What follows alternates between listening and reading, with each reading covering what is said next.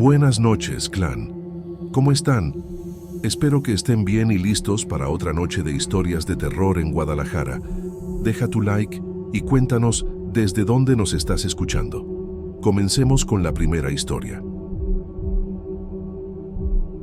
Desde que me mudé a Guadalajara, siempre sentí que la ciudad escondía mucho más que sus edificios antiguos y calles transitadas. Había algo ahí en el aire, algo que no se veía a primera vista, pero que se hacía presente en pequeños detalles. El olor de la tierra después de una lluvia fuerte, el viento que pasaba entre los árboles en las plazas y, principalmente, un aroma peculiar que parecía surgir de las profundidades de la tierra quemada, como si cargara memorias antiguas y olvidadas por el tiempo. Fue ese olor el que me acompañó esa noche, y que, de cierta forma, me llevó hasta donde todo comenzó a desarrollarse. Trabajaba como velador nocturno en una pequeña propiedad rural en las afueras de la ciudad. Un terreno que, para muchos, parecía abandonado, pero que escondía historias que pocos conocían. La rutina era sencilla: patrullar los alrededores, asegurarme de que nada extraño pasara, anotar cualquier movimiento sospechoso. Pero esa noche, algo diferente ocurrió. Mientras caminaba lentamente por la vereda que bordeaba los campos secos, un aroma fuerte e intenso de tierra quemada se apoderó del aire. Era un olor extraño, cargado de una sensación casi palpable de desesperación y dolor. Al principio pensé que fuera algún incendio cercano, pero no había fuego visible, ni humo en el horizonte. El silencio que dominaba el lugar era profundo, casi sepulcral, roto apenas por el sonido de mis propios pasos y por el susurrar del viento entre las hojas secas. Conforme avanzaba, el olor se hacía más fuerte, como si aquella tierra no fuera apenas quemada, sino que guardara dentro de sí una historia dolorosa, un secreto enterrado que insistía en ser revelado. Mi mente comenzó a vagar por historias que había oído desde niño, cuentos antiguos sobre rituales olvidados, pactos hechos en noches sin luna, y sombras que vagaban por los campos cargando rencores del pasado. Pero en ese momento, todo parecía muy real, tangible, como si aquella tierra quemada fuera un portal hacia algo que no debería tocar, algo que, una vez despertado, no podría ser silenciado nuevamente. Todavía no sabía lo que estaba por venir, pero el olor insistente de la tierra quemada me conducía, paso a paso, hacia un encuentro que cambiaría mi percepción para siempre. Conforme avanzaba por la vereda tortuosa, el olor de la tierra quemada parecía envolver cada paso mío, infiltrándose por el aire denso de la noche, volviéndose casi palpable, como una presencia que se rehusaba a ser ignorada. La luz de la luna, filtrada por las nubes oscuras, dibujaba sombras alargadas sobre los campos secos y los árboles retorcidos que rodeaban el terreno, creando formas que parecían moverse lentamente al borde de la visión, desapareciendo cuando trataba de enfocarlas directamente. Era una sensación inquietante, como si el propio aire guardara secretos antiguos, susurrados por voces invisibles que se perdían en el silencio. Cada respiración cargaba aquel aroma intenso, que parecía quemar la piel y despertar memorias enterradas, aunque no lograba recordar nada concreto. La soledad del lugar volvía todo más denso, y la familiaridad de la rutina que tenía hasta entonces se despedazaba ante aquella atmósfera cargada que se impregnaba en cada detalle, en el crujido distante de una cerca de madera, en el susurro de las hojas secas movidas por el viento, en el toque casi imperceptible de una brisa fría que helaba la nuca. Fue en ese momento, cuando los sentidos ya estaban agudizados y la mente comenzaba a cavar por explicaciones, que noté algo extraño en el suelo frente a mí. La tierra, normalmente dura y cuarteada por la sequía, parecía fresca y húmeda, como si hubiera sido recientemente removida por manos invisibles. Marcas profundas se esparcían en dirección a un pequeño bosque a lo lejos, un camino tortuoso que parecía invitar, o tal vez desafiar, a cualquiera a seguir adelante. La curiosidad mezclada con la incomodidad me empujó hacia adelante, como si aquella tierra me llamara, deseara que me acercara para descubrir lo que ahí reposaba. Mientras caminaba, El silencio fue roto por un sonido distante, un chasquido seco que hizo eco por la noche, seguido por un suspiro largo, casi humano, que parecía salir de las propias raíces de los árboles. Mis ojos buscaron en la penumbra el origen de aquel sonido, pero no encontraron nada más que la oscuridad y el movimiento sutil de las hojas. El escalofrío que recorrió mi espalda no fue apenas por el frío, sino por algo invisible que me observaba. Una presencia silenciosa que se escondía entre las sombras, aguardando el momento correcto para revelarse. El olor de la tierra quemada crecía en intensidad, casi sofocante, y al acercarme al bosque me di cuenta de que la vegetación, antes seca y muerta, parecía tener un brillo extraño, como si fuera alimentada por una energía que no pertenecía a este mundo. El suelo pulsaba bajo mis pies y la sensación de que había cruzado una frontera invisible se volvió innegable. Ya no era una simple vigilancia nocturna, era una zambullida profunda en un misterio antiguo, un paso hacia algo que no lograba comprender, pero que ahora formaba parte de mi realidad. En ese instante, sentí un susurro entre los árboles, una voz que parecía llamar mi nombre, distante y etérea, cargada de una tristeza tan profunda que casi me hizo parar, pero algo dentro de mí me empujó a continuar, a enfrentar aquello que la tierra quemada guardaba como un secreto doloroso, un misterio que necesitaba desentrañar, costara lo que costara. Mientras mis pasos se adentraban cada vez más entre los árboles del bosque, la oscuridad parecía ganar cuerpo a mi alrededor, envolviéndome como un manto pesado que absorbía toda la luz que trataba de escapar de la luna. El olor de la tierra quemada ahora era casi sofocante, impregnando cada aliento que tomaba, mezclándose con el perfume terroso y húmedo de las hojas caídas. El silencio, antes absoluto, pasó a ser llenado por pequeños sonidos indistintos. El susurro lento de las hojas secas, el crujir de ramas rompiéndose bajo el peso de algo invisible y, de vez en cuando, un murmullo que parecía deslizarse entre los árboles, una lengua antigua que mi subconsciente trataba de descifrar. Mi mente buscaba explicaciones lógicas para todo aquello, tratando de alejar la idea de que estaba invadiendo algo que debería permanecer olvidado. Pero era imposible ignorar la sensación creciente de que algo me observaba, algo que no pertenecía a este mundo. Una presencia silenciosa que se movía junto con el viento y que, por momentos, parecía responder a mis propios pensamientos y miedos.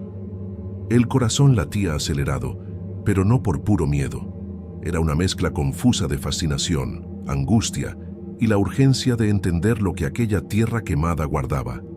De repente, entre los árboles, noté un claro pequeño, casi oculto, donde la tierra parecía aún más ennegrecida y reseca, marcada por símbolos rayados en el suelo con precisión extraña, como si fueran una escritura antigua, desconocida, un código dejado para que pocos entendieran.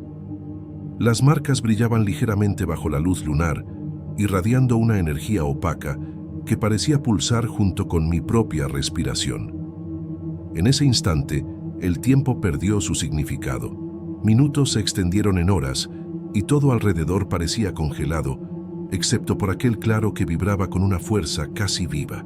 La voz susurrante regresó, esta vez más clara y directa, una melodía quebrada de palabras incomprensibles, pero cargadas de emoción, dolor, rabia, súplica. Un nudo se formó en mi pecho mientras trataba de entender si aquello era una petición de ayuda o una amenaza velada. Mis ojos buscaron frenéticamente algo, cualquier señal visible de aquella presencia, pero la oscuridad guardaba sus secretos con un silencio casi cruel.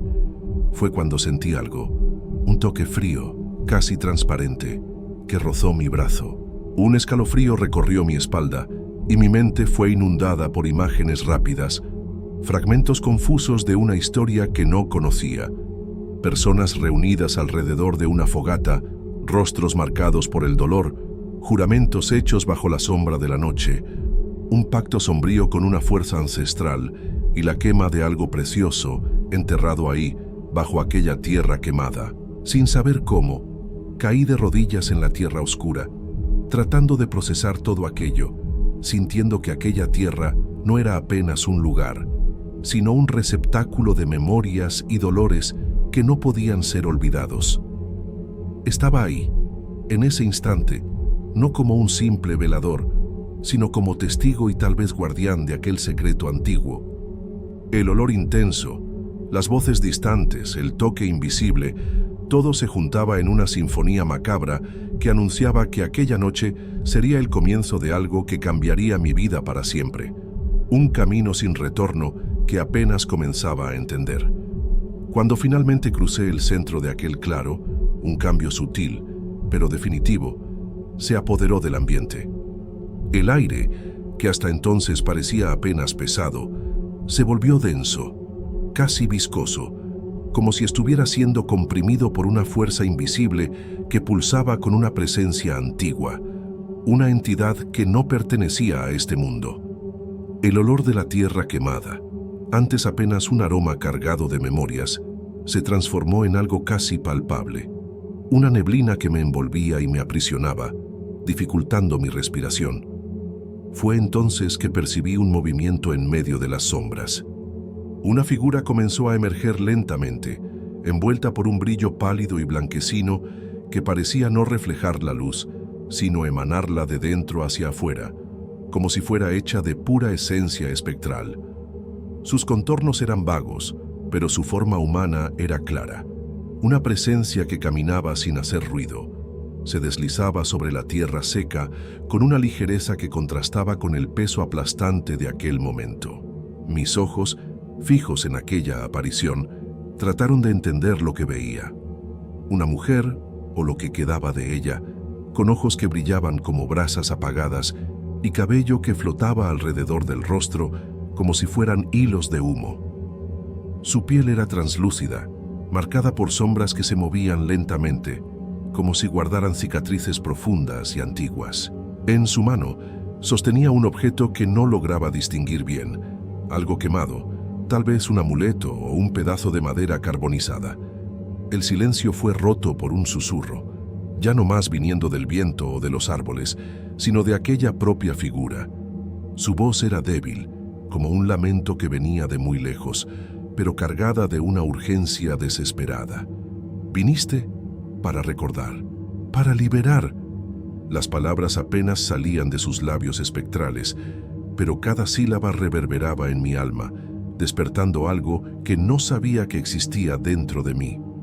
Un escalofrío profundo me recorrió y la sensación de estar ante algo que trascendía cualquier lógica me dominó por completo. Por un instante, todo lo que pude hacer fue observar aquella presencia que parecía una amalgama de dolor, tristeza y rabia, un espíritu preso entre el mundo de los vivos y el olvido, condenado a vagar en aquella tierra quemada. Avanzó un paso en mi dirección, y el suelo bajo sus pies parecía transformarse en cenizas que flotaban en el aire, llevando consigo ecos de una tragedia que el tiempo no logró borrar. Era como si aquella aparición fuera la personificación de la propia tierra, cargando el peso de los horrores que fueron enterrados ahí, rituales olvidados, vidas sacrificadas, promesas rotas. Mientras trataba de encontrar palabras o valor para responder, la figura extendió la mano y en aquel gesto delicado sentí una conexión profunda e inquietante. Una energía helada atravesó mi cuerpo y visiones rápidas invadieron mi mente. Fuego consumiendo campos, gritos ahogados por la noche, un círculo de personas en silencio, una ceremonia macabra que había dejado marcas invisibles en la tierra y en las almas. Fue en ese momento que entendí.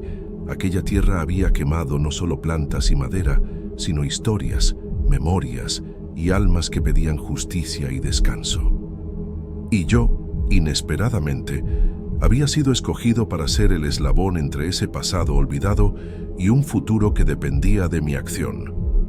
La figura retrocedió lentamente, y el brillo a su alrededor comenzó a disminuir, hasta que, en un último suspiro que parecía cargar todo el dolor del mundo, desapareció en las sombras, dejando atrás el silencio profundo y el aroma persistente de la tierra quemada. Permanecí ahí, arrodillado en el centro del claro, el corazón latiendo desacompasado, consciente de que aquella noche había cambiado todo. A partir de ahí, nada sería como antes. Lo que había presenciado trascendía la comprensión común, y el peso de aquel encuentro me acompañaría para siempre. En los días que siguieron, la imagen de aquella figura espectral y el olor de la tierra quemada permanecieron conmigo, como una marca indeleble grabada en la piel de mi mente. Regresé al bosque algunas veces, pero nunca más sentí aquella presencia tan fuerte, ni vi cualquier señal de aquellas marcas misteriosas en el suelo. La tierra parecía haber guardado su secreto de forma silenciosa, esperando que yo, de alguna manera, ayudara a preservar lo que había sido olvidado. No conté a muchos sobre lo que viví, porque sé que algunas experiencias son difíciles de ser comprendidas por quien nunca las sintió. Pero cargo conmigo la certeza de que lo sobrenatural no está siempre en las cosas grandiosas o aterradoras. Muchas veces se manifiesta en detalles sutiles, en aromas que traen recuerdos del pasado, en lugares donde el tiempo se mezcla con la memoria. Aquella tierra quemada, con su olor fuerte y su historia silenciosa, me enseñó que existen mundos que coexisten a nuestro lado, invisibles para los ojos, pero presentes en el aire, en el suelo y en las historias no contadas. Y que, a veces, para encontrarlos, basta apenas estar dispuesto a oír y sentir lo que está más allá de lo que podemos ver. Desde entonces, mi trabajo cambió. Ya no soy apenas un velador nocturno, sino alguien que carga el peso de una conexión profunda con aquella tierra, un guardián silencioso de un misterio que todavía hace eco en las sombras del bosque, susurrando historias de dolor y esperanza que jamás deben ser olvidadas.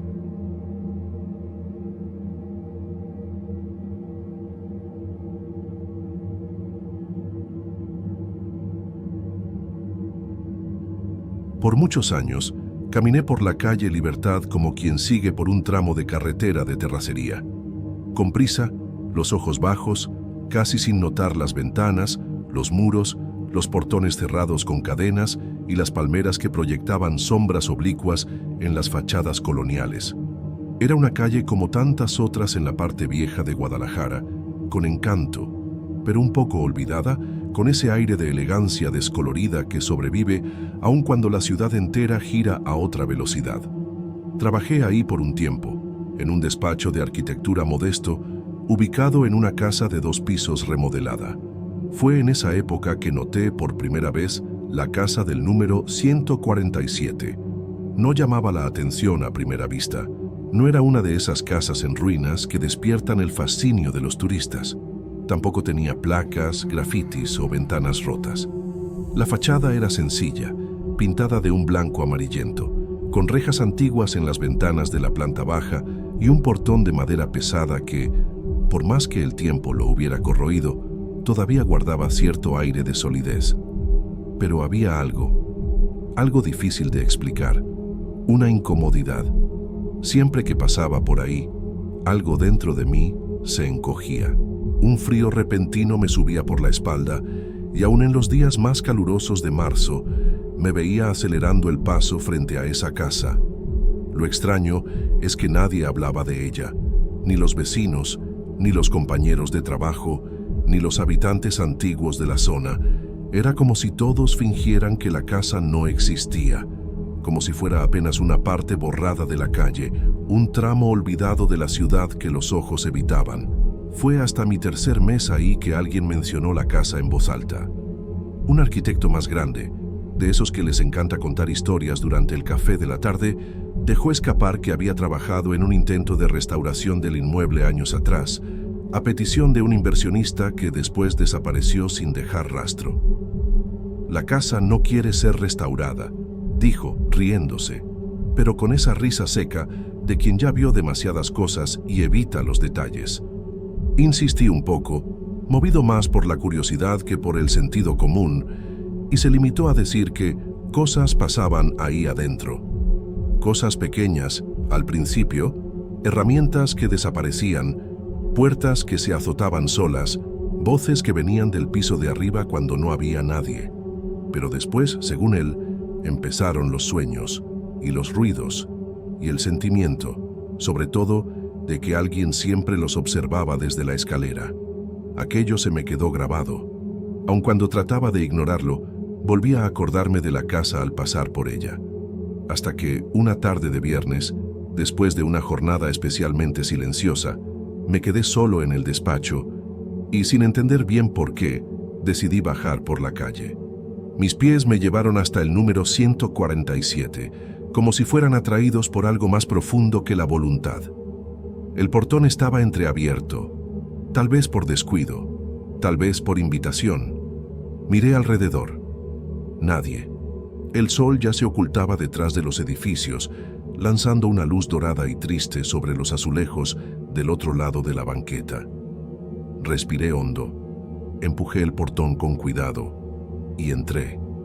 El sonido que hizo al cerrarse detrás de mí fue más fuerte de lo esperado. Y ahí, en el patio estrecho, rodeado por enredaderas secas y columnas con descarapelados expuestos, tuve por primera vez la nítida impresión de que algo me esperaba, no en el sentido físico, sino como una memoria viva, impregnada en las paredes, como una presencia que reconoce a un visitante y se pone de pie, silenciosa, en el piso de arriba.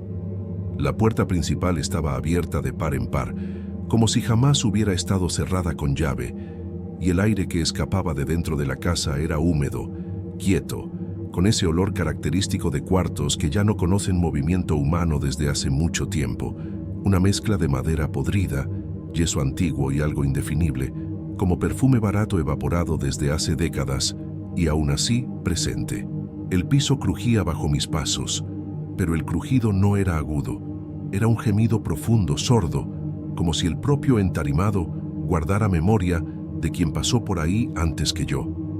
Seguía adelante no por valor, sino por un tipo de pasividad extraña, como si mi presencia en ese lugar ya estuviera prevista, como si estuviera apenas asumiendo un papel que me aguardaba desde hace tiempo. La sala principal era amplia, de techo alto, con vitrales manchados por fuera y una pared cubierta por papel tapiz desgastado que en otros tiempos debió haber sido de un azul oscuro, pero ahora exhibía tonos indefinidos entre el gris y el moho. Había muebles todavía dispuestos como si la casa hubiera sido abandonada a las carreras. Un sillón de terciopelo desgarrado, una vitrina con las puertas abiertas y los estantes vacíos, y un librero sin libros, apenas polvo y telarañas. Caminé despacio, oyendo el sonido de mis propios pasos como si viniera de otra persona.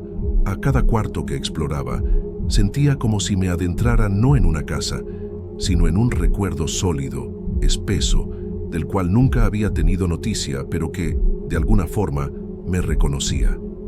Las ventanas estaban cerradas, pero había luz, una luz blanquecina como filtrada por velos, que parecía no venir de afuera ni de focos. Era como si la casa emanara claridad de sí misma, una claridad que no calentaba, apenas permitía ver. Subí las escaleras con lentitud. La madera cedía bajo mis pies, pero no crujía de forma alarmante. Era como si aceptara mi peso, como si la casa dijera, sin decir, que mi presencia ahí no era indeseada. El pasillo del piso de arriba era más oscuro. Las puertas estaban todas cerradas, excepto unas al final del pasillo, de donde venía una brisa sutil. Entré. Era un cuarto, probablemente el principal de la casa. En él había una cama antigua de fierro, cubierta por una sábana blanca y amarillenta por el tiempo. Al lado, un tocador con el espejo empolvado. Fue ahí que, por primera vez, noté algo que me hizo retroceder un paso. Mi imagen reflejada no era exactamente la mía, o mejor dicho, era, pero atrasada, ligeramente desfasada, como un reflejo que no acompaña en tiempo real lo que haces. Levanté la mano lentamente y vi el reflejo hacer lo mismo con un pequeño retraso, como un eco visual. Pero lo que más me incomodó fue la sensación de que, en aquel reflejo, algo detrás de mí se movía. Me volteé con un gesto brusco, pero no había nadie, solo el cuarto, inmóvil, lleno de un silencio denso como humo de vela. La puerta detrás de mí se cerró despacio, empujada por un viento que no sentí. Me quedé algunos minutos ahí, inmóvil, tratando de encontrar valor para salir. Pero no había miedo claro. Era una inquietud difusa, como si algo me espiara no para hacerme daño, sino para reconocerme, para catalogarme. Como si la casa quisiera entender qué hacía yo ahí, y de cierta forma quisiera saber si pretendía regresar. Bajé de nuevo, esta vez con pasos más apresurados. Pasé por la sala, por la puerta principal, y cuando toqué el portón, se abrió solo. Salí sin mirar atrás, pero nunca más pasé por la calle Libertad de la misma forma. A partir de esa tarde, algo se instaló en mí, algo de la casa vino conmigo. No físicamente, no de manera visible, sino dentro de la cabeza. Comencé a soñar con los cuartos. Veía la sala en ángulos que no exploré. Veía el piso de arriba iluminado por una luz que no venía de ningún lugar. Y veía, esto con más frecuencia, el espejo del cuarto. Solo que, en los sueños, nunca me veía en él. Quien se reflejaba era otra persona. Una mujer, de cabello oscuro, piel pálida y un rostro demasiado calmado, inexpresivo, como alguien que esperaba desde hace mucho tiempo sin nunca levantarse. Después de la tercera noche seguida soñando con ella, regresé a la casa y el portón, una vez más, estaba entreabierto. Regresar a la casa no fue una decisión pensada, fue más un reflejo, como quien, después de días sin respirar hondo, busca un lugar donde el aire es más denso, pero todavía posible. Lo extraño fue darme cuenta de cómo mis pasos ya conocían el camino, como si entre mi cuerpo y el número 147 existiera ahora un hilo invisible que jalaba despacio, con firmeza. Al atravesar nuevamente el portón, sentí una familiaridad inquietante, no del tipo reconfortante, sino como cuando regresas a un lugar de la infancia y descubres que todo está igual, pero la energía es otra, como si los objetos hubieran presenciado todo lo que pasó en tu ausencia y ahora guardaran ese saber en silencio. Esta vez, caminé con más naturalidad por los cuartos. No prendí luces, no traté de abrir ventanas. Apenas me dejé llevar por la disposición de la casa, que parecía conducirme sin que yo necesitara pensar. Era como si el tiempo ahí adentro fuera diferente, no en el sentido literal, sino en ritmo, como si cada paso hiciera eco en un intervalo mayor, como si la propia casa respirara despacio, en largos ciclos, absorbiendo mi presencia y estudiándome con ojos invisibles. Entré al mismo cuarto de antes, en el piso superior, y el espejo todavía estaba ahí, ahora más limpio, como si alguien le hubiera pasado un trapo con cuidado. Esta vez, mi imagen se movía con exactitud, sin el retraso anterior. Pero había una diferencia sutil, casi imperceptible. El fondo del reflejo mostraba la puerta entreabierta, mientras que, detrás de mí, permanecía claramente cerrada. Tuve la extraña certeza de que, en el reflejo, la casa continuaba sucediendo sin mí. Como si existiera otro tiempo dentro del espejo, donde los cuartos seguían vivos, aun cuando yo no estuviera presente. Y ahí, dentro de aquel vidrio envejecido, vi de reojo por detrás del marco lo que parecía ser la silueta de una mujer pasando en el pasillo. No giré el cuerpo para mirar. Me quedé apenas observando el reflejo, donde ella continuaba caminando lentamente hasta desaparecer por la puerta del estudio, una puerta que, en mi lado del espejo, ni existía. Pasé la noche ahí. Llevé un colchoncito, una botella de agua, una linterna que no necesité usar. La luz de la casa, como antes, parecía surgir de algún lugar indefinido. La noche transcurrió de forma extrañamente pacífica. Ningún ruido abrupto, ningún susto. Apenas una constante sensación de estar acompañado, pero no amenazado. Una vigilia silenciosa. En ciertos momentos, tenía la impresión de oír el crujir suave de pasos en la planta baja, como si alguien caminara entre los muebles, reorganizando lo que yo no había tocado. En otro momento, como a las 3 de la mañana, oí un leve murmullo viniendo del baño del pasillo, un susurro bajo, continuo, que parecía una oración o una canción sin melodía. Tuve ganas de seguir hasta allá, pero algo dentro de mí pidió que me quedara, y obedecí. Al amanecer, antes de que el sol tocara los vitrales de la fachada, algo me despertó. No fue un sonido, ni un movimiento. Fue un olor, el perfume súbito de madera mojada y flores muy antiguas, una combinación extrañamente femenina, como si alguien hubiera acabado de pasar por ahí con un vestido guardado por décadas en un baúl de cedro. Me senté despacio y al mirar hacia el espejo, me di cuenta de que estaba empañado, pero el cuarto estaba seco y en el centro del vidrio alguien había escrito con el dedo en un trazo delicado: ¿te acuerdas? No había punto final, ni pregunta. Era una afirmación, una cobranza, un reconocimiento. Y lo más extraño, en ese momento, sin saber explicar cómo o por qué, sentí que sí, que me acordaba, no de un hecho, no de un nombre, sino de una sensación antigua, enterrada tan profundo en mí que solo ahora, ahí frente a aquel espejo, en esa casa dormida, comenzaba a despertar. En los días que siguieron a mi última visita, la casa ocupó mi mente de forma casi obsesiva. No era apenas la curiosidad lo que me atraía, sino una necesidad silenciosa y casi dolorosa de comprender lo que se escondía detrás de esos muros envejecidos. Comencé a regresar siempre que podía, en los intervalos del trabajo, en las horas muertas entre compromisos, hasta que las calles alrededor de la calle Libertad pasaron a ser mi camino diario y la casa un punto fijo en mi trayecto. Cada vez que me acercaba al portón, sentía una mezcla extraña entre el alivio y la ansiedad, como si aquel espacio fuera el único lugar donde pudiera realmente ser yo mismo, pero al mismo tiempo un terreno desconocido, donde yo era un extraño tratando de descifrar una lengua antigua que los muebles y las paredes susurraban. No había pasos apresurados ni decisiones impulsivas. Mis movimientos eran lentos, medidos, casi un ritual de paso hacia adentro de un mundo que parecía existir en paralelo al de la ciudad que seguía su rutina acelerada allá afuera.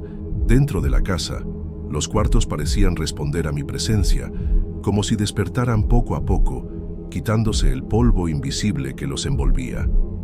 La luz continuaba extraña, siempre pálida y difusa, sin origen claro, proyectando sombras que se movían despacio en las paredes, sombras que no seguían el ritmo de los árboles ni de las nubes del lado de afuera. Comencé a notar detalles que antes pasaban desapercibidos. La forma como el papel tapiz se despegaba en pequeñas ondas como si respirara. Las marcas en el piso de madera que parecían formar senderos que llevaban de un cuarto a otro, algunas recientes, otras antiguas, casi borradas por el tiempo.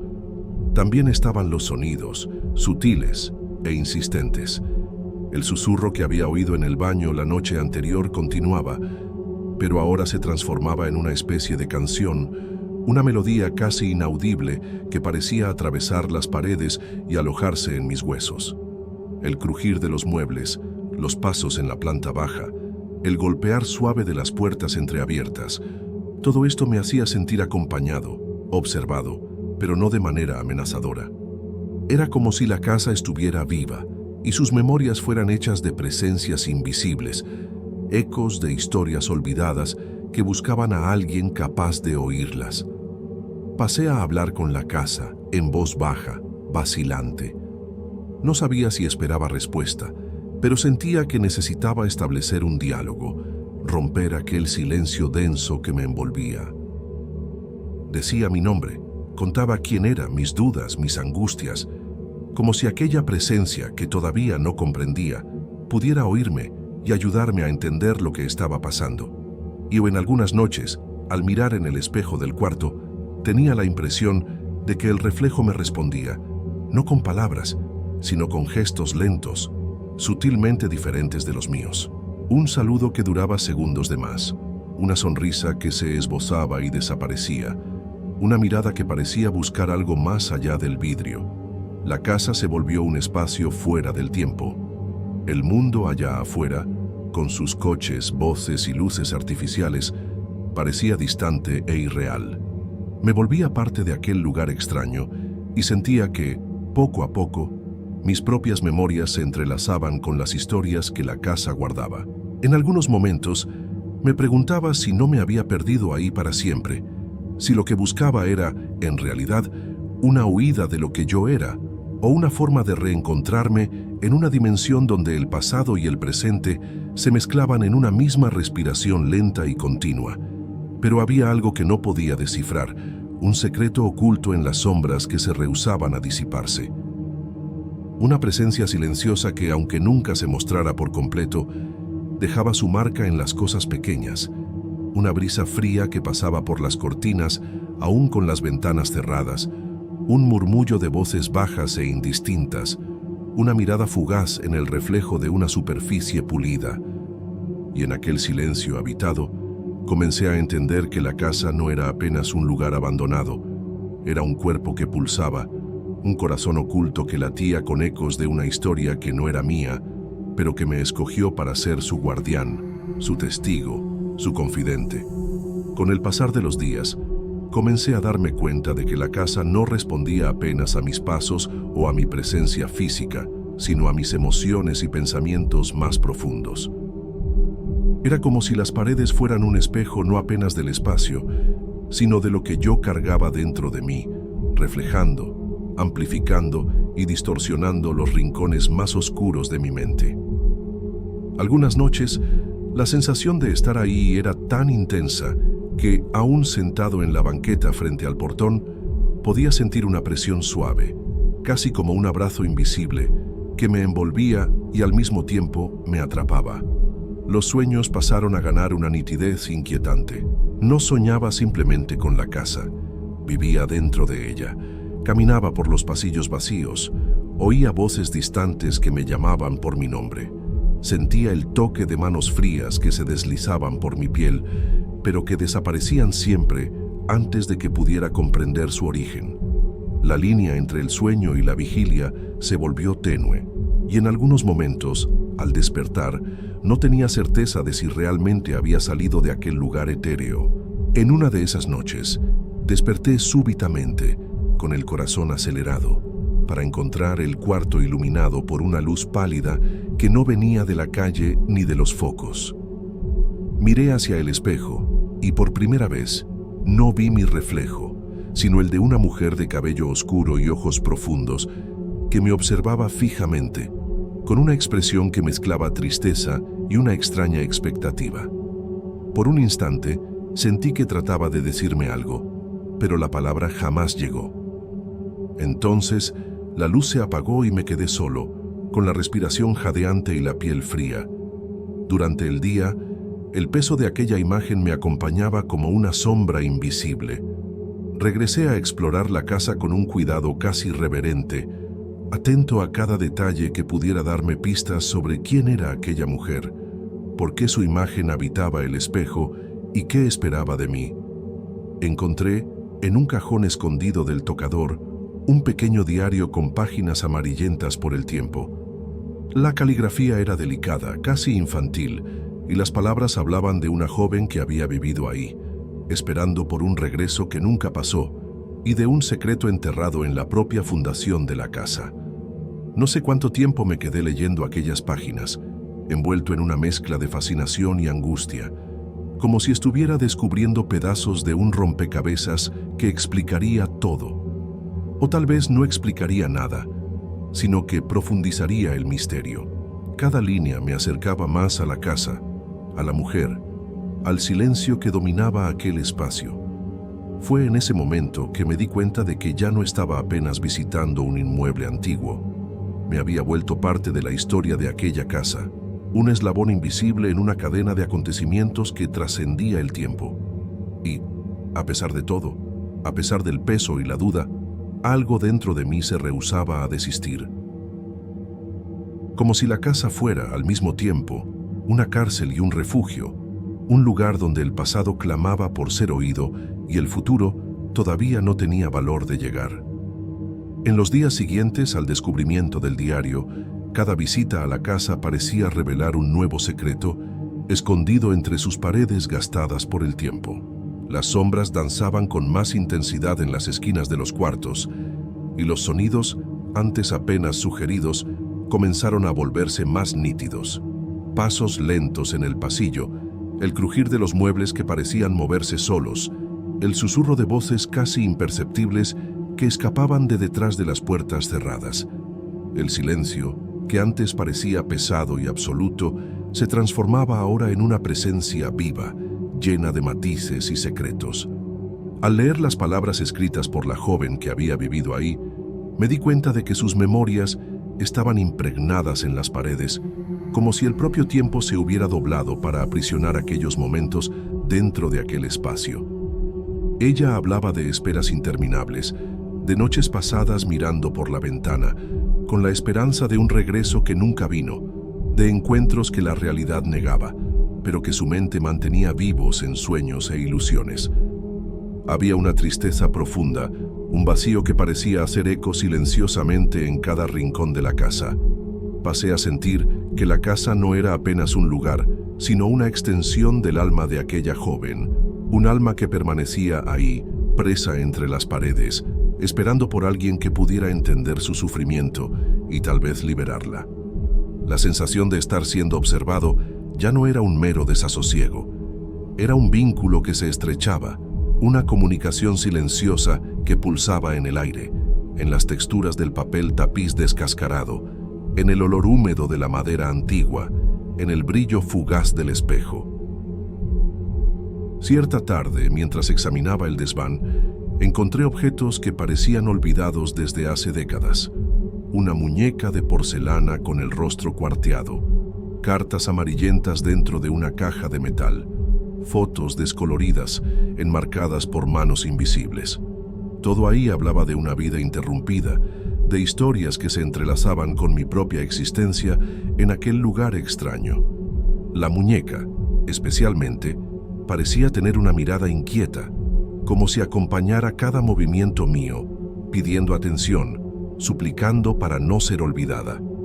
Con el pasar del tiempo, mis visitas pasaron a volverse menos esporádicas y más compulsivas. No estaba apenas investigando o saciando una curiosidad, me estaba dejando consumir por la casa, por la presencia que en ella habitaba. Cada sonido, cada sombra, cada olor cargaba significados que trataba de descifrar, como si la casa fuera un libro antiguo cuyas páginas pudiera leer con el toque de las manos y el peso del silencio. Y fue en una de esas noches, cuando el cielo estaba pesado de nubes y el viento silbaba a través de las rendijas de las ventanas, que la casa finalmente reveló algo que no podría ignorar.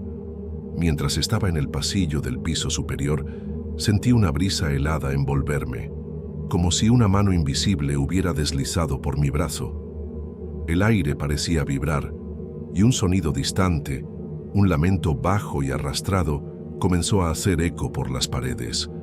Un llanto que no era humano, pero que cargaba todo el dolor de una existencia interrumpida, de un secreto que no quería permanecer enterrado. En ese momento, me di cuenta de que la casa no era apenas un espacio físico, sino un espacio de tiempo suspendido, donde pasado y presente se entrelazaban, donde lo que fue vivido permanecía preso en ciclos infinitos, aguardando que alguien rompiera el silencio. No sabía si estaba preparado para enfrentar lo que vendría después, pero ya no había forma de retroceder. La casa me había escogido y me había vuelto su prisionero voluntario, su confidente silencioso. Esa noche, la casa parecía más viva que nunca. El aire estaba pesado, casi palpable, y aún el silencio cargaba una expectativa inquietante, como si todo estuviera al borde de un desenlace inevitable. Al sentarme en el viejo sillón de la sala principal, me di cuenta de que algo había cambiado. La luz blanquecina que antes emanaba sin origen definido, ahora parecía pulsar con un ritmo propio. Una respiración lenta que hacía eco por el espacio, llenando cada rincón con una presencia casi tangible. Fue entonces que oí, viniendo del piso de arriba, el sonido claro de pasos. No eran los míos, que conocía por su regularidad y peso, sino pasos que avanzaban y retrocedían, vacilantes, como si alguien estuviera tratando de decidir si debería bajar o mantenerse escondido. El corazón se aceleró, no de miedo, sino de una extraña mezcla de reconocimiento y compasión, como si aquella casa y yo estuviéramos conectados por un hilo invisible, compartiendo un secreto que necesitaba ser revelado. Subí las escaleras lentamente, cada escalón resonando en el silencio, y seguí hasta el cuarto principal, donde el espejo aguardaba, ahora cubierto por un leve velo de neblina.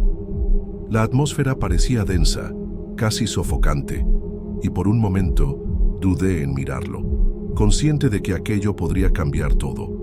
Pero la curiosidad, o tal vez la necesidad de entender, fue más fuerte.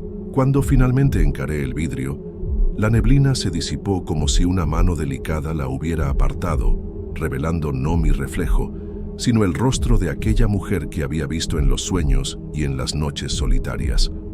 Sus ojos encontraron los míos con una intensidad que atravesaba el espejo, y su expresión ya no era de tristeza pasiva, sino de una súplica silenciosa, un mensaje que pedía ayuda, justicia, liberación. De repente, la casa entera pareció respirar junto conmigo, y un suspiro largo y profundo recorrió los pasillos. Las paredes susurraron secretos que nunca había oído en voz alta. Historias de amores interrumpidos, promesas rotas, pactos hechos en las sombras para tratar de atrapar aquello que la muerte se llevó, pero que el alma no pudo abandonar.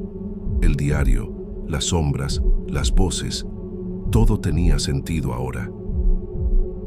Yo era el eslabón entre aquel pasado olvidado y el presente que todavía guardaba sus cicatrices. En ese instante, entendí que la mujer del espejo no era una mera memoria, sino una presencia viva, presa en un limbo entre mundos, y que yo había sido llamado para ser su intermediario.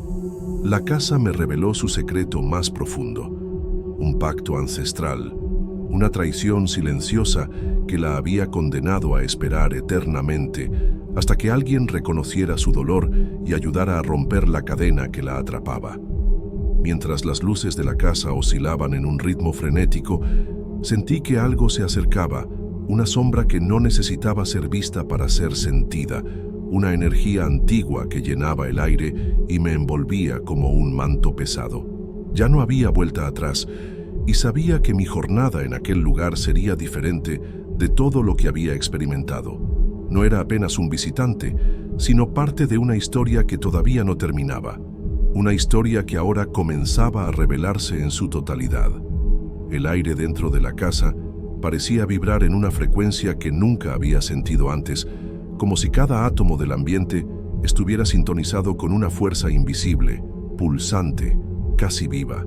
Mis pasos, antes vacilantes, ahora resonaban con una determinación silenciosa, guiados por un impulso que no era totalmente mío, pero que no podía ignorar. El espejo, que antes mostraba apenas reflejos y sombras, ahora se volvía una ventana hacia algo más allá, un portal donde pasado y presente se fundían en un solo instante eterno. Entonces, en un súbito cambio de luz, aquella presencia que sentía, pero nunca había visto por completo, se reveló frente a mí. La mujer de los ojos profundos emergió de la superficie del espejo, no como una aparición vaga o etérea, sino como una figura tangible, hecha de sombras y luz, con una expresión que mezclaba alivio y tristeza infinita. Su voz, cuando finalmente se hizo oír, era un susurro cargado de un peso ancestral, que hizo eco por los pasillos como un lamento antiguo. Libérame. El silencio que siguió fue abrumador, un espacio donde el tiempo parecía suspendido, aguardando mi respuesta, mi acción. Sabía que aquel momento no era apenas sobre mí o sobre la casa, era sobre la ruptura de un ciclo, la liberación de un alma presa entre los mundos, y, tal vez, mi propia liberación del pasado que ni sabía que cargaba. Con manos temblorosas, toqué el vidrio del espejo, sintiendo un frío intenso que atravesaba mi piel y se esparcía hasta los huesos. Un brillo suave emanó de la figura, envolviéndome en una luz tenue que parecía disolver las barreras entre los dos lados. Entonces, todo se volvió silencio y oscuridad por un instante breve, pero que pareció eterno. Cuando mis ojos se abrieron nuevamente, estaba solo en el cuarto, el espejo intacto y vacío, pero con una sensación profunda de paz que nunca antes había sentido ahí. La casa, que antes respiraba dolor y misterio, parecía ahora descansar, como si un peso invisible hubiera sido retirado de sus cimientos. Salí de la casa con el alma pesada y ligera al mismo tiempo, cargando la certeza de que presencié algo que no podría ser explicado con palabras comunes, pero que marcó mi vida para siempre. Aquel lugar, con sus paredes silenciosas y sus secretos ocultos, continuaría ahí, esperando otros pasos, otras historias, pero sabía que, al menos por ahora, había cumplido mi papel. Y mientras caminaba por la calle Libertad, el viento trajo un susurro suave, casi imperceptible, como un agradecimiento susurrado en el silencio de la mañana. Gracias.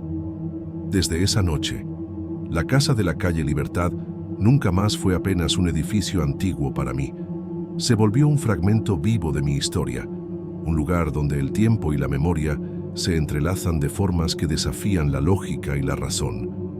Regresé algunas veces, siempre con la esperanza silenciosa de sentir nuevamente aquella presencia, de oír nuevamente aquel susurro que, a pesar de tenue, cargaba un mundo entero de emociones y secretos. Nunca conté esta historia a muchas personas, no por miedo o incredulidad, sino porque sé que algunas experiencias están hechas para ser guardadas en silencio, para vivir en las sombras de lo que llamamos realidad. La casa permanece ahí, con sus ventanas que reflejan no solo lo que está frente a ellas, sino también lo que se quedó atrás, historias de vidas que se entrelazaron, almas que se atraparon y, finalmente, encontraron un camino hacia la libertad. A veces, cuando paso por la calle, miro hacia el número 147 y siento esa misma mezcla de fascinación y respeto. Y me pregunto cuántas otras historias aguardan silenciosas para ser descubiertas. Cuántos secretos todavía están guardados en las paredes que nunca olvidan. La casa de la calle Libertad me enseñó que el pasado nunca realmente desaparece. Apenas espera que alguien lo escuche y que, tal vez, el verdadero terror no esté en lo que podemos ver, sino en lo que permanecemos incapaces de entender completamente.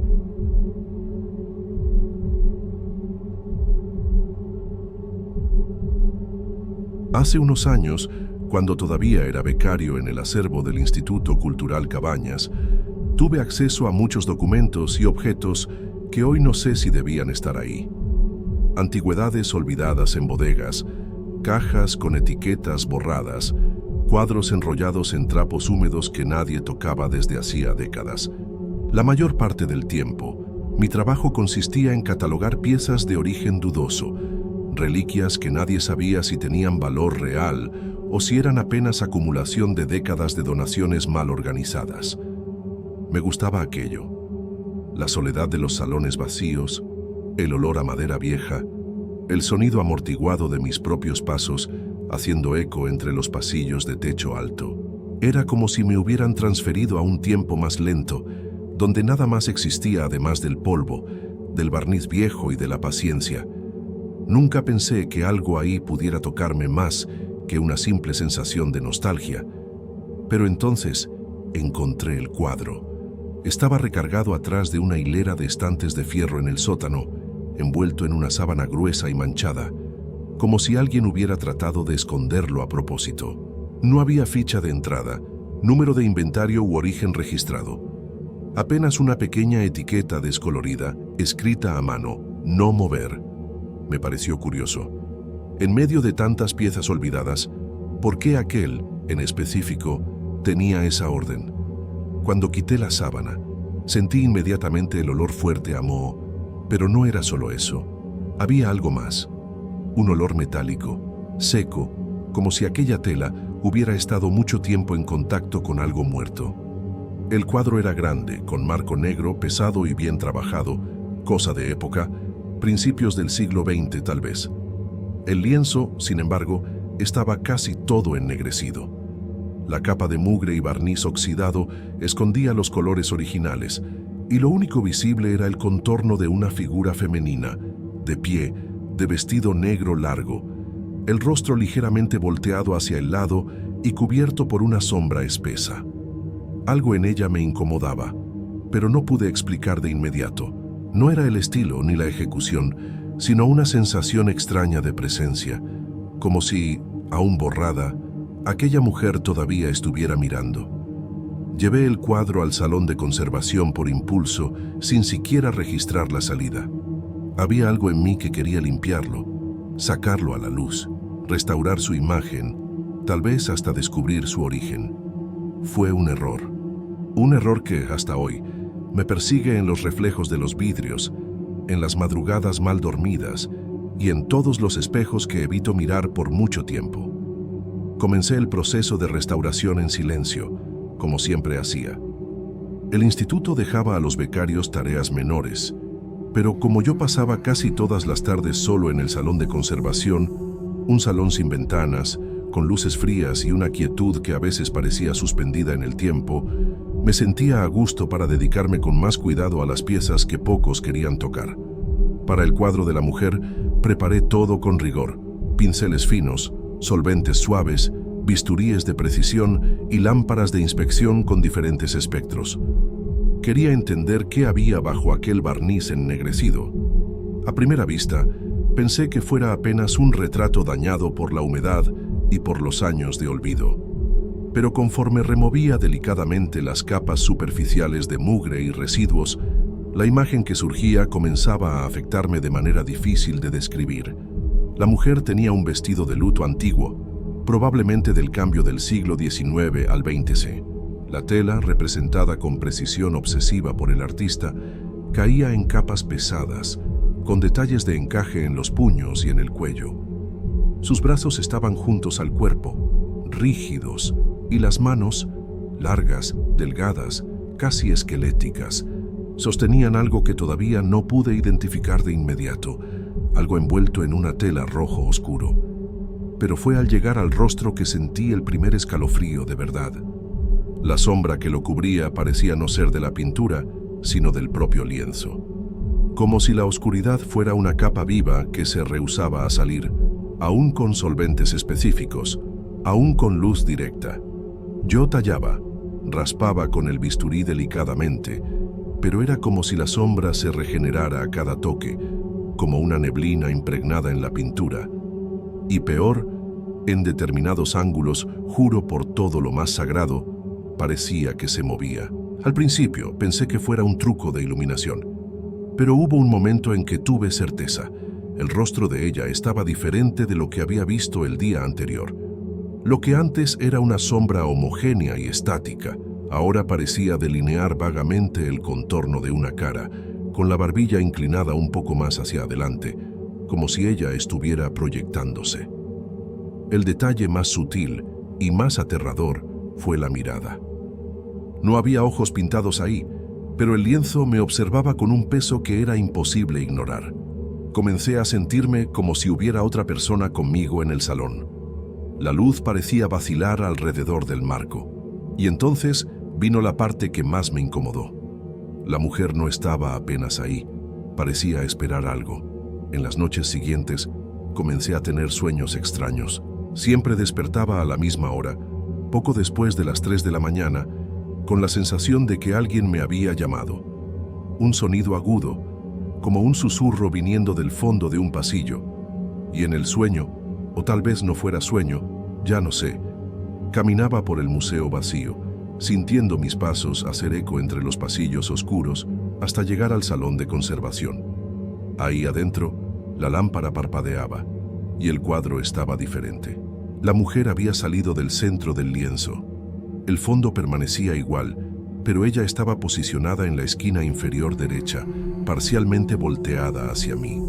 La sombra que cubría el rostro era ahora más ligera, y en su mirada, que surgía parcialmente, había algo terriblemente humano, una súplica silenciosa, tal vez, o peor, una promesa. En la vigilia de los días siguientes, percibí otras cosas. Los objetos cambiaban de lugar sin motivo. El bisturí que dejaba sobre la mesa aparecía al lado del cuadro, alineado con el borde del marco. Los pinceles, que yo organizaba por tamaño, estaban revueltos en la mañana, como si alguien los hubiera usado mientras yo estaba fuera. En uno de los días, cuando llegué antes del horario habitual, encontré la tapa de la campana de vidrio abierta y marcas finas en la tela que cubría la mesa. Marcas de dedos largos, como los de la figura en la pintura. Y fue entonces que me di cuenta de algo aún más perturbador. El salón entero, con sus decenas de obras, ahora parecía girar alrededor de aquel único lienzo. Era como si todo alrededor perdiera la importancia, como si la energía del lugar fuera jalada hacia ella.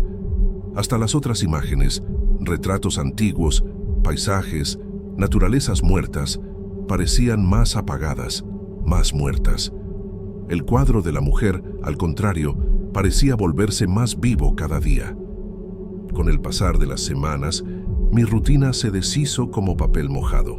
Antes, dividía mi tiempo entre la universidad, las prácticas y alguna convivencia social discreta, casi siempre con compañeros del curso o del propio equipo del instituto. Pero desde que comencé a restaurar aquel cuadro, algo dentro de mí cambió. Fui dejando de lado otras tareas, mintiéndoles a amigos que me invitaban a salir, posponiendo entregas de reportes, perdiendo fechas límites sin importarme. Solo quería estar cerca del lienzo.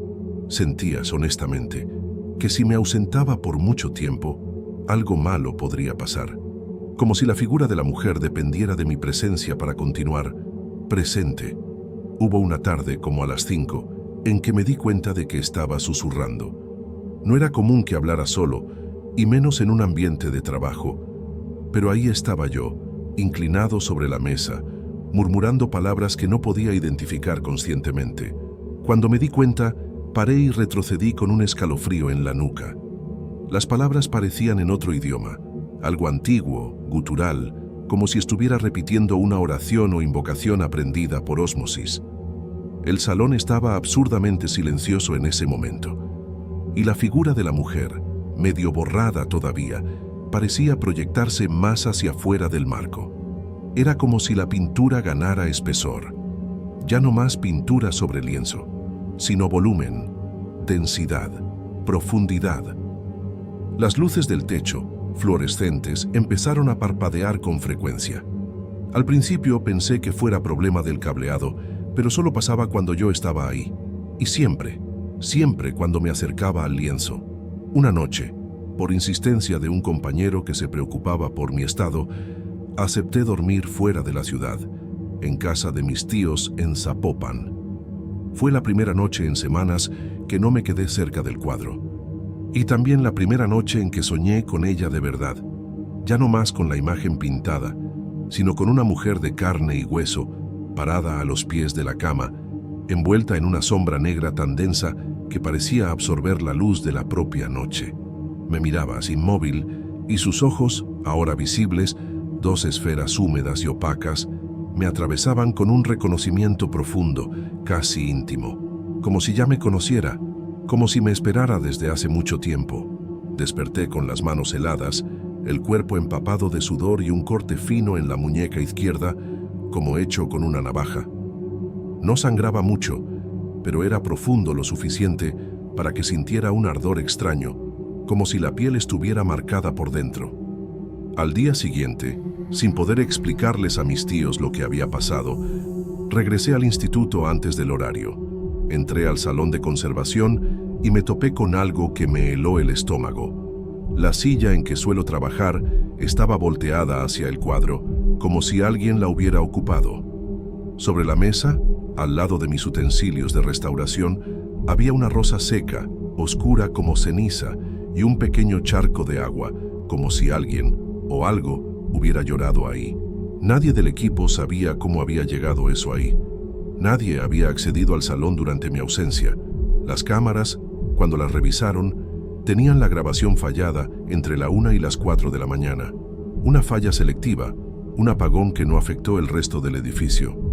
Cuando sugerí que tal vez alguien estuviera tratando de hacerme una broma, los coordinadores apenas me miraron con extrañeza, tal vez más preocupados por mi semblante que por la teoría. Ya no dormía, apenas comía. Soñaba despierto. Veía su silueta en los reflejos de las vitrinas del museo, en los charcos de agua de la calle, en los vidrios de las ventanas del camión. y a veces, en las pocas noches en que me acostaba sin miedo, sentía el colchón hundirse a mi lado. Me obsesioné con descubrir quién era ella. Revolví archivos del instituto, busqué en catálogos antiguos, busqué cualquier pista en la etiqueta del cuadro, en el reverso del marco, hasta debajo de la tela del bastidor. Fue entonces que descubrí una inscripción escondida atrás del lienzo, casi invisible a primera vista. Estaba escrita con lápiz en letras pequeñitas y decía apenas: «Nadie la nombra 3 veces». A partir de ahí, algo cambió definitivamente. Después de que encontré aquella inscripción en el reverso del lienzo, empecé a repetir la frase en pensamiento casi involuntariamente. «Nadie la nombra 3 veces». Era una advertencia, pero sonaba como un llamado. Comencé a escribir el nombre de posibles artistas, fechas aproximadas, orígenes probables, y todo se desmoronaba. Era como si el cuadro no quisiera ser identificado, como si todos los intentos de contextualizar la obra fueran absorbidos por una neblina densa de imprecisión.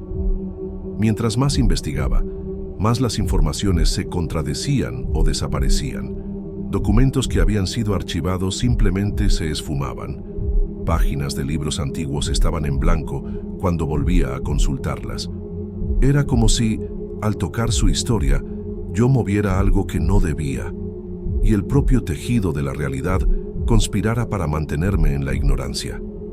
Al mismo tiempo, pequeñas tragedias comenzaron a acumularse a mi alrededor. Un compañero del instituto sufrió un accidente doméstico extraño. Se cayó de la escalera sin explicación, como si lo hubieran empujado. Una de las conservadoras, que se había burlado de mi involucramiento con el lienzo, se enfermó súbitamente con fiebre alta y pesadillas intensas. Decía ver una mujer de negro parada en la puerta del cuarto, siempre del lado de afuera, inmóvil. En el edificio donde vivo, la luz comenzó a fallar todas las noches a las 3:13, siempre a esa hora. Una vez, durante uno de esos cortes de luz, escuché 3 golpes secos en mi puerta, y aún con todo el miedo que cargaba, me acerqué. Me asomé por la mirilla y solo vi el pasillo vacío.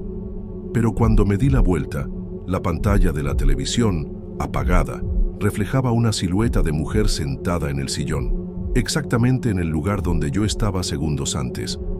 Comencé a evitar los espejos, se volvieron trampas, me veía en ellos, pero no siempre como yo era. A veces, mi reflejo no se movía con mi cuerpo. Otras, el fondo reflejado mostraba un salón más oscuro, más antiguo, con una ventana de donde entraba una brisa pesada, como el olor de un sótano húmedo. Y ella aparecía de reojo, en ángulos imposibles, como si estuviera dentro del vidrio, atrás de mí, pero nunca visible directamente. Aquello estaba corroyendo mi cordura, pero, al mismo tiempo, no podía dejar el lienzo. Estar lejos de ella me enfermaba. Sentía dolores en el pecho, náuseas, una sensación de vacío como si faltara un pedazo de mí, como si estuviera en deuda con ella, y solo ahí, en presencia del cuadro, la deuda fuera momentáneamente suspendida. Una tarde, después de pasar casi 6 horas sin salir del salón de conservación, comencé a sentir un olor muy específico. No era moho ni barniz viejo, era un perfume floral, dulce, antiguo. El tipo de fragancia que las señoras usaban décadas atrás, algo entre el jazmín y la cera de flores secas. El olor se hizo más fuerte conforme me acercaba al lienzo. Por primera vez, toqué el marco con las 2 manos. Estaba tibio, como si hubiera sido calentado por otra presencia, una que acabara de dejarlo. Miré fijamente el rostro de la mujer, o lo que quedaba de la sombra que lo ocultaba, y, entonces, vi los ojos, 2 puntos negros, opacos, ahora bien definidos en la región donde antes solo había tiniebla. No estaban pintados, no con pintura común. Era como si estuvieran ahí por voluntad propia, surgidos, no restaurados, y me miraban con una calma que me desestructuró completamente. No había furia, ni dolor, ni pedido de ayuda. Era una contemplación fría, íntima, como si me reconociera finalmente.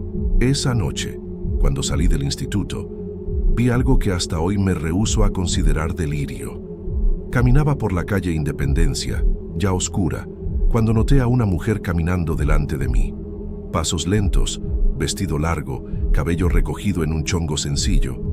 El cuerpo era delgado, erguido, con un ritmo antiguo al caminar. Cruzó la calle sin mirar a los lados y entró por un callejón donde solo había pared. Cuando corrí para alcanzarla, no encontré nada. Solo un pedazo de tela oscura en el suelo, un pañuelo arrugado con el mismo perfume floral del cuadro. Regresé a casa completamente desequilibrado. Me eché agua en la cara, cerré las ventanas, tapé los espejos, cerré todo con llave. Pero en la oscuridad de mi cuarto, antes de que el sueño me venciera, tuve la sensación inconfundible de que alguien se acercaba a mi cama. El colchón se hundió ligeramente del lado derecho. Una respiración, casi imperceptible, se formó en el aire. Y después, una voz, ronca, ahogada, como salida de dentro de una tela húmeda, susurró mi nombre completo, con todas las letras, 3 veces. Esa mañana, no desperté con despertador, ni con los ruidos del edificio, que siempre me llegaban por las paredes delgadas del departamento. El señor de enfrente oyendo radio AM, los pasos de la mujer del piso de arriba, el maullido ronco del gato de la vecina. Desperté con silencio. Un silencio que no era apenas ausencia de sonido, sino ausencia de mundo. El cuarto estaba sumergido en una penumbra espesa, y mi mente, todavía presa al sopor del sueño, tardó en entender que ya tenía los ojos abiertos. Había una bruma en el aire, como si estuviera respirando por dentro de un vidrio empañado. Y en la esquina del cuarto, donde estaba mi librero, vi, o creo que vi, el contorno oscuro de un cuerpo erguido, inmóvil, con el rostro volteado hacia mí. No me levanté. Solo cerré los ojos, esperando que fuera ilusión, residuo del terror de la noche anterior. Cuando abrí nuevamente, estaba solo, pero el olor permanecía. Regresé al instituto decidido a terminar con aquello.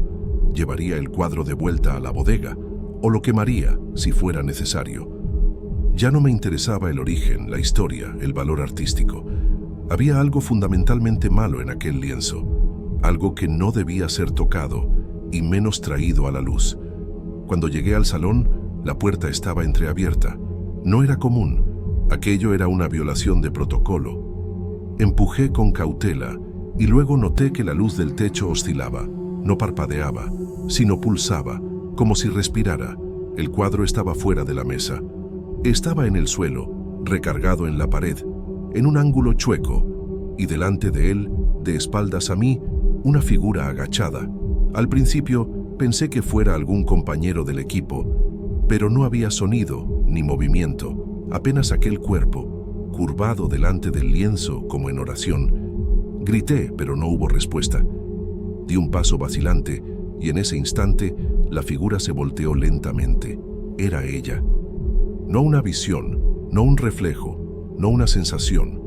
Era la mujer del cuadro, fuera de la pintura, envuelta por una negrura que no pertenecía a la luz ni a la sombra.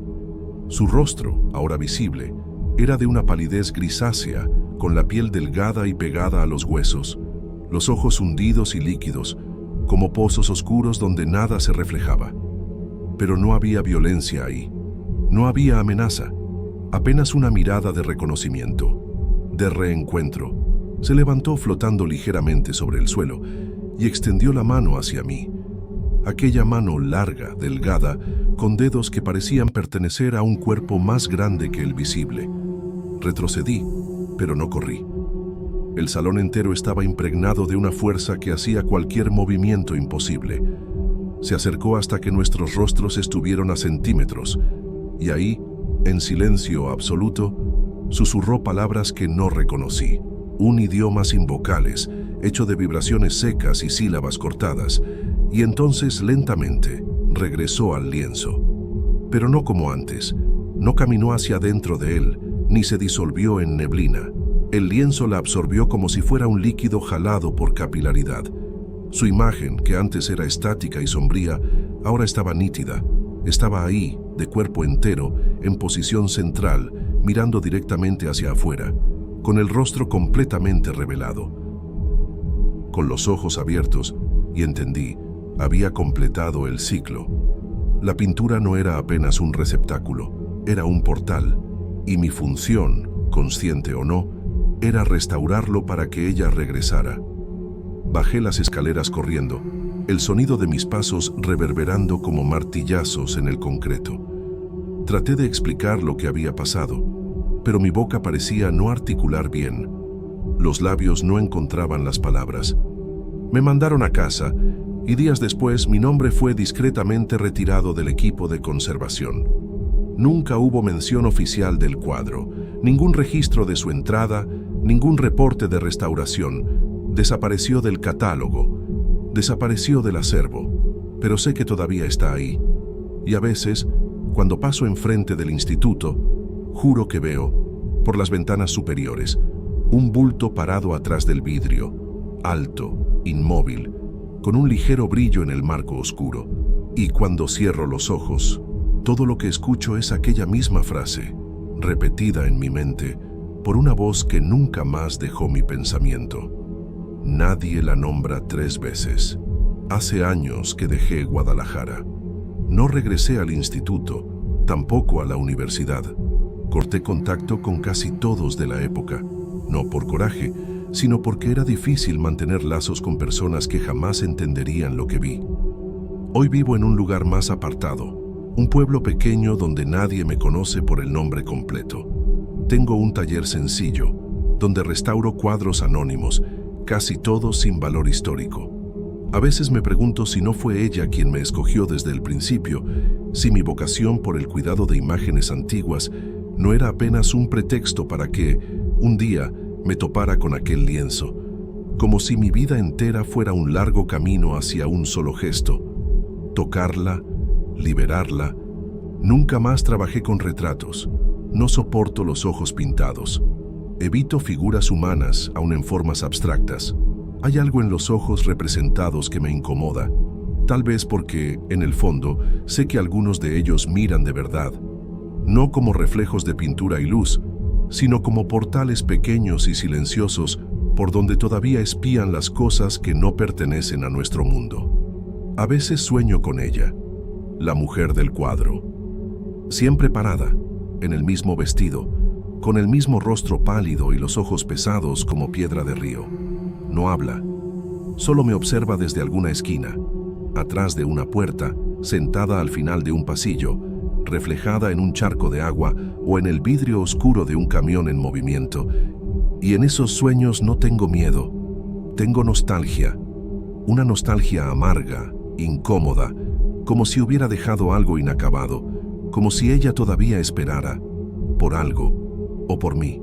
Nunca más repetí su nombre en voz alta. De hecho, creo que nunca supe el nombre verdadero. Pero el cuadro... el cuadro todavía existe. Lo sé porque hace unos meses recibí por correo un sobre sin remitente. Adentro había apenas una foto, una imagen impresa en papel granulado, una pared blanca, un marco negro, y dentro de él, el retrato, ahora totalmente revelado. Está de pie, en el centro, como siempre, pero sonríe. Sonríe con los labios cerrados y la mirada directa a la cámara. En la parte de atrás de la foto, escrito a mano con la misma caligrafía de la etiqueta antigua, había apenas una frase: ya no necesita ser nombrada.